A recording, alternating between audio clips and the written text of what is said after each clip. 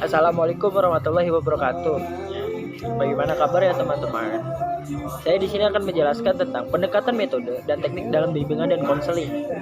Nah, di sini sebelum kita memasuki materi, kita kenalan dulu sama orang-orangnya. Yang pertama itu ada Tasya Lutfitasari, NIM 23070190001. Dan yang kedua ada Osi Ari Indarti, 23070190078. Dan yang ketiga ada Anissa Amelia Vita Prastiwi, 23070190096. Dan yang terakhir ada saya sendiri adalah Rahmat Widodo, 23070190113. Di sini akan menjelaskan tentang pendekatan bimbingan konseling yang akan dijelaskan oleh Osiari Indarti. Nah, di sini saya akan membahas mengenai pendekatan bimbingan konseling. Jadi, pengertian pendekatan bimbingan konseling adalah suatu usaha yang dilakukan oleh seorang konselor untuk mendekati kliennya sehingga klien mau menceritakan masalahnya. Pendekatan dalam bimbingan dan konseling ini diperlukan untuk mencapai tujuan yang terarah dan tidak asal-asalan. Tidak semua pendekatan dapat dilakukan untuk menangani masalah klien. Konselor harus mempertimbangkan pula standar kelayakan pendekatan. Nah, ada dua macam pendekatan bimbingan konseling. Yang pertama, pendekatan non-ilmiah. Pendekatan non-ilmiah tidak didasarkan oleh hal yang objektif, nyata, dan tidak dapat diuji oleh pihak lain. Yang kedua, pendekatan ilmiah, berdasarkan hasil wawancara, penelitian, hasil lab, dan sebagainya. Pendekatan ini berdasarkan hal objektif, tidak spekulatif, dan orang lain dapat mengeceknya. Nah, dalam melaksanakan kegiatan bimbingan konseling, ada beberapa pendekatan yang biasa digunakan, antara lain yang pertama, pendekatan psikoanalisis. Pendekatan psikoanalisis adalah pendekatan yang banyak mempengaruhi timbulnya pendekatan-pendekatan lain dalam konseling. Pendekatan ini berpendapat bahwa segala tingkah laku manusia bersumber pada dorongan. Nah, ciri dari pendekatan psikoanalisis yaitu menekankan pada pentingnya riwayat hidup konseli atau perkembangan psikoseksualnya. Yang kedua, pengaruh dari impuls-impuls genetik atau insting. Yang ketiga, pengaruh pengalaman dini individual. Dan yang terakhir yaitu pengaruh irasionalitas dan sumber-sumber ketidaksadaran tingkah laku. Yang kedua yaitu pendekatan analisis traksional. Pendekatan analisis traksional merupakan pendekatan yang dapat digunakan pada setting individual maupun kelompok. Pendekatan ini berorientasi pada meningkatkan kesadaran sehingga konselor dapat membuat keputusan baru. Yang ketiga, pendekatan behavioral. Pendekatan behavioral didasarkan oleh hasil eksperimen yang melakukan investigasi tentang prinsip-prinsip tingkah laku manusia. Konseling behavioral memiliki asumsi dasar bahwa setiap tingkah laku dapat dipelajari. Yang selanjutnya yaitu pendekatan realitas. Dalam pendekatan ini, konselor berperan sebagai guru dan sebagai modal bagi konseli. Konselor juga membuat kontrak dengan konseli untuk mengubah perilakunya. Ciri khas dari pendekatan ini adalah tidak terpaku pada kejadian-kejadian sebelumnya. Yang selanjutnya yaitu pendekatan berpusat pada manusia. Jadi, pendekatan yang berpusat pada manusia berasumsi bahwa manusia yang mencari bantuan dari psikologis. Humanistik merupakan perspektif ketiga dalam konseling. Tujuan utama pendekatan ini adalah mencapai kemandirian dan integritas diri. Yang selanjutnya yaitu pendekatan Gestalt. Jadi, pendekatan Gestalt adalah terapi humanistik eksistensial yang berdasarkan premis bahwa individu harus menemukan caranya sendiri dalam hidup dan menerima tanggung jawab pribadi jika individu ingin mencapai kedewasaan. Tujuan pendekatan ini adalah agar konseli mencapai kesadaran tentang apa yang mereka rasakan dan lakukan serta belajar bertanggung jawab atas perasaan, pikiran, dan tindakan sendiri. Nah, dari beberapa macam pendekatan di atas, pendekatan bimbingan konseling memiliki manfaat. Di antaranya ada sebagai berikut. Yang pertama, membantu konselor dalam menangani konseling, sehingga dapat memperbaiki kekeliruan dalam berpikir, berperasaan, dan bertindak atau berkehendak. Yang kedua, membantu konselor mengantisipasi berbagai masalah yang mungkin terjadi dan berupaya mencegahnya supaya tidak dialami oleh konseling.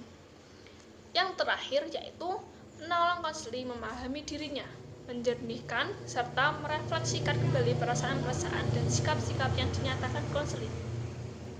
Nah, itu tadi materi mengenai pendekatan bimbingan dan konseling. Materi yang selanjutnya akan disampaikan oleh rekan saya. Terima kasih. Nah, tadi kan udah dijelaskan oleh Mbak Osi Arindati tentang pendekatan bimbingan konseling. Dan yang sekarang adalah menjelaskan tentang metode bimbingan dan konseling yang akan dijelaskan oleh Mbak Tasya Lutfitasari. Nah, yang selanjutnya saya ingin menjelaskan tentang metode-metode bimbingan konseling. Dan metode bimbingan konseling di sini dibagi menjadi 3 metode. Nah, yang pertama ada metode individual. Metode individual adalah metode tatap muka antara konselor dan siswa ataupun klien sehingga dapat merasakan apa yang sedang dirasakan oleh klien, atau yang atau kata lain konselor lebih dapat merasakan apa yang dirasakan oleh klien. Dan seperti itu sehingga konselor lebih mudah untuk memahami masalah-masalah yang dirasakan oleh klien sehingga dapat mudah juga untuk mendapatkan solusi dari masalah-masalah tersebut. Nah, di metode individual ini ada dibagi lagi menjadi 3. Yang pertama adalah konseling direktif. Ataupun konseling direktif ini lebih sering konselor yang berperan aktif, lebih sering berbicara ketimbang si klien ataupun siswanya. Nah, yang kedua di sini ada konselor non direktif ataupun konseling di sini lebih yang berperan lebih aktif yaitu si kliennya. Seperti itu. Nah, yang ketiga adalah konselor eklektif ataupun konselor hanya mengarahkan saja kepada klien. Nah, dan klien di sini menceritakan semua dan konselor hanya mengarahkan saja. Nah, seperti itu. Dan yang kedua ada metode kelompok atau bimbingan kelompok. Metode bimbingan kelompok atau kelompok tersebut adalah metode yang digunakan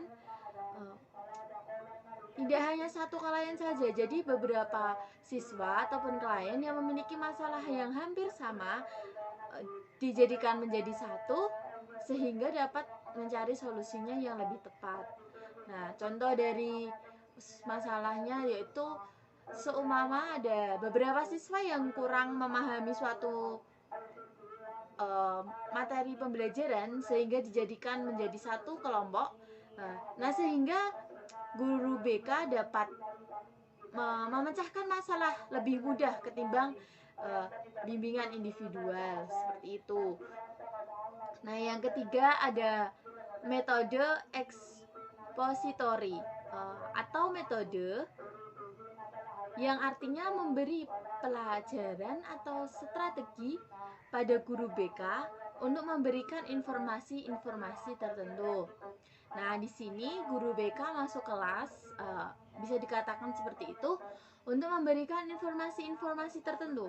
Contohnya adalah informasi mengenai bahaya dari narkoba, seperti itu bisa digunakan untuk memberi informasi atau materi yang disampaikan. Tadi kan udah dijelaskan oleh Mbak Tasya Lutfitasari tentang metode pendekatan bimbingan dan konseling. Dan sekarang kita akan menjelaskan tentang teknik-teknik bimbingan dan konseling yang akan dijelaskan oleh Anissa Amelia. Terima kasih atas waktunya yang telah diberikan Mbak Tasya kepada saya. Selanjutnya, saya, Anissa Amelia, akan menjelaskan materi tentang teknik-teknik dalam bimbingan konseling. Teknik-teknik atau pendekatan yang dipergunakan dalam bimbingan konseling mengambil dua model pendekatan. Model yang pertama yaitu bimbingan kelompok.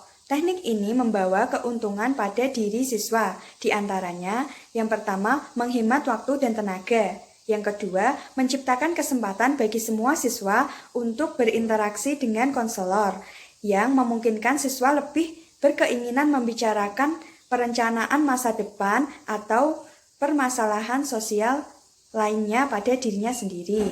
Yang ketiga, menyadarkan siswa bahwa kenyataan yang sama juga dihadapi oleh teman-temannya, sehingga mereka terdorong untuk berusaha menghadapi kenyataan itu bersama-sama dan saling mendiskusikannya atau saling berdiskusi dengan temannya. Kemudian, ada beberapa teknik-teknik dalam bimbingan kelompok. Antara lain seperti yang pertama, homeroom program. Homeroom program yaitu suatu program kegiatan yang dilakukan dengan tujuan agar guru dapat mengenal peserta didik lebih baik sehingga dapat membantunya secara efisien. Apabila guru telah mengenal peserta didiknya dengan baik, juga nantinya akan dapat membantu guru dalam proses perencanaan pembelajaran dan lainnya. Yang kedua, karya wisata. Kegiatan rekreasi yang dikemas dengan metode mengajar untuk bimbingan kelompok dengan tujuan siswa dapat memperoleh penyesuaian dalam kelompok untuk dapat bekerja sama dan penuh tanggung jawab. Yang ketiga, kegiatan kelompok. Kegiatan kelompok merupakan teknik yang baik dalam bimbingan. Kelompok memberikan kesempatan kepada individu untuk berpartisipasi dengan sebaik-baiknya terhadap kelompok yang diikutinya. Yang keempat, organisasi siswa. Dalam organisasi, siswa dapat mengaktif dan mengembangkan bakatnya, kepemimpinan di samping memupuk rasa tanggung jawab dan harga diri sendiri. Yang kelima, sosiodrama. Sosiodrama dipergunakan sebagai suatu teknik dalam memecahkan masalah-masalah sosial dengan melalui kegiatan bermain peran. Di dalam sosiodrama ini, individu akan memerankan suatu peranan tertentu dari suatu masalah sosial. Berarti ini, si konselor mengajari kliennya untuk memerankan masalah sosial yang akan diperankan dalam sosiodrama ini. Yang keenam, psikodrama. Psikodrama adalah teknik untuk memecahkan masalah-masalah psikis yang dialami oleh individu. Yang ketujuh, atau yang terakhir, remedial teaching. Remedial teaching merupakan bentuk penambahan pelajaran, pengulangan kembali, latihan-latihan, penekanan aspek-aspek tertentu. Hal ini dilakukan agar untuk kedepannya si klien atau murid dapat menjadi pribadi yang lebih baik daripada yang sebelumnya. Model yang kedua yaitu bimbingan konseling individu. Bimbingan konseling individu yaitu bimbingan konseling yang memungkinkan klien mendapat layanan langsung tatap muka dalam rangka pembahasan dan pengentasan permasalahan yang sifatnya pribadi dan sedang dideritanya. Teknik-teknik sebagai upaya memaksimalkan potensi siswa antara lain dengan cara yang pertama, latihan asersif. Teknik ini digunakan untuk melatih klien yang mengalami kesulitan untuk menyatakan diri bahwa tindakannya layak atau benar. Latihan ini berguna untuk membantu individu yang tidak mampu mengungkapkan perasaan tersinggung, kesulitan menyatakan, tidak mengungkapkan afeksi, dan respon positif lainnya. Yang kedua, desensitasi sistematis. Desensitasi sistematis merupakan teknik konseling behavioral yang memfokuskan bantuan untuk menenangkan klien dari ketegangan yang dialami dengan cara mengajarkan klien untuk rileks. Dalam hal ini, konselor mengajari klien agar klien dapat merasakan rileks pada pikirannya. Yang ketiga, pengkondisian aversi. Pengkondisian aversi, teknik ini dimaksudkan untuk meningkatkan kepekaan klien agar mengamati respon pada stimulus yang disenanginya dengan kebalikan stimulus tersebut.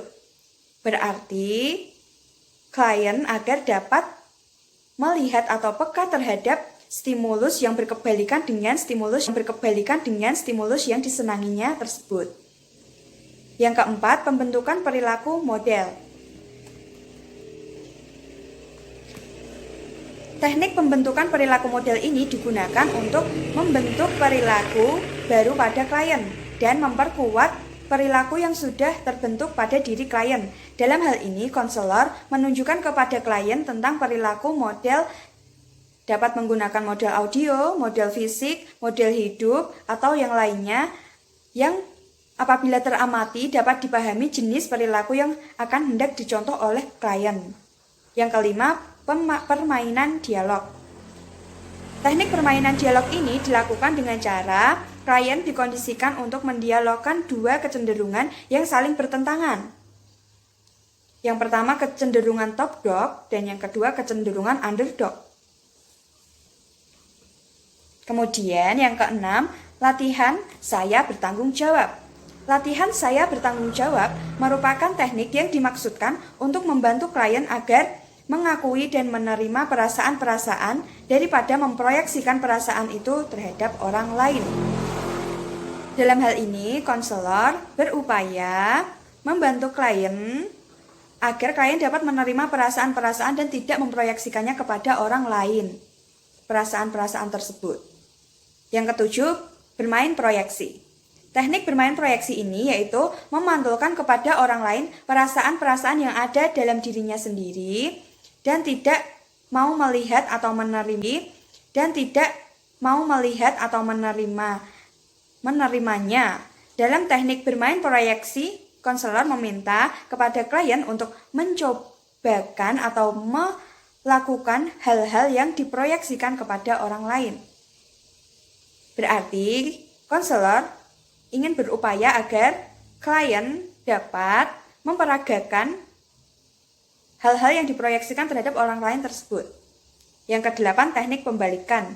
Dalam teknik pembalikan ini, konselor meminta klien untuk memainkan peran yang berkebalikan dengan perasaan-perasaan yang dikeluhkannya. Berarti, konselor berupaya untuk klien agar dapat memainkan peran yang berkebalikan dengan perasaan-perasaan yang dikeluhkannya. Misalnya, klien sedang mengeluhkan perasaan-perasaan seperti ini. Nah, maka klien mencoba untuk memainkan peran yang berkebalikan dengan perasaan-perasaan yang dikeluhkannya. Berarti berkebalikan perasaannya yang dikeluhkannya itu. Yang kesembilan, bertahan dengan perasaan. Konselor mendorong klien untuk tetap bertahan dengan perasaan yang ingin dihindarinya itu. Yang kesepuluh, homework assignment. Teknik homework assignment ini dimaksudkan untuk membina dan mengembangkan sikap-sikap tanggung jawab, kepercayaan pada diri sendiri, serta kemampuan untuk pengarahan diri, pengelolaan diri klien, dan mengurangi ketergantungan terhadap konselor. Yang ke-11, adaptif. Teknik adaptif yang digunakan untuk melatih, mendorong, dan membiasakan klien untuk secara terus-menerus menyesuaikan dirinya dengan perilaku yang diinginkan. Berarti, konselor berupaya untuk menyesuaikan diri dari klien terhadap perilaku yang diinginkan klien tersebut. Yang ke-12, bermain peran. Teknik bermain peran ini untuk mengekspresikan berbagai jenis perasaan yang menekankan, dalam arti lain perasaan-perasaan negatif, melalui suatu suasana yang dikondisikan sedemikian rupa sehingga klien dapat secara bebas mengungkapkan dirinya sendiri melalui peran tertentu atau peran yang sedang diperankannya tersebut. Kemudian, model yang terakhir yaitu imitasi. Teknik imitasi ini untuk menirukan secara terus-menerus suatu model perilaku tertentu dengan maksud menghadapi dan menghilangkan perilakunya sendiri yang negatif. Berarti ini bertujuan untuk menghilangkan perilaku pada diri sendiri pada klien yang negatif. Oke, sekian dari kelompok kami. Wabillahi taufiq wal hidayah. Wassalamualaikum warahmatullahi wabarakatuh.